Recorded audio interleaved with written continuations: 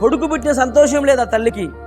అమ్మ నువ్వు ఏడవద్దు తల్లి, నిండు శూలాలువు, నీకు ఏడుపు అంత మంచిది కాదు, నువ్వు మోకరించడమే అంత మంచిది కాదమ్మా అని మోకరించి ఏడుస్తుండగా, అమ్మా నీ కుమారుడు పుట్టాడు తల్లి అంటే కుమారుడు పుట్టిన సంతోషము లేదు, కడుపులో మంటమంతుంది, వేదన పడుతుంది, ఆ బాధ లేదు.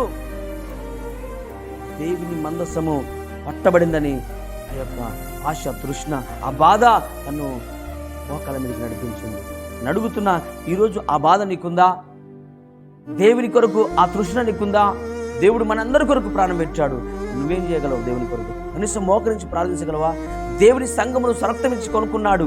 ఆ సంఘం చెదిరిపోతుండగా, ఆ సంఘము ఇష్టానుసరంగా తిరుగుతుండగా, ఆ సంఘములో ప్రభు ఆత్మ లేనప్పుడు నువ్వు ఆత్మపూర్ణాలవై ఆత్మపూర్ణవై ఉపాసం ఉండి మోకరించి ప్రభు సన్నిధిలో గుండెలు బాదుకొని ఏడిచినట్టుగా తాకలు కనబడుతున్నాయా?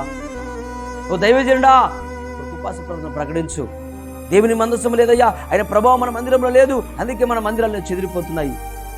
నువ్వు ఉపాసం ఉండు, మేము ఉపాసం ఉంటామయ్యా, నీ జిట్లు చేయను ఆయన సరిగ్గా. ఇలా ఇస్తేరా మనలేదా?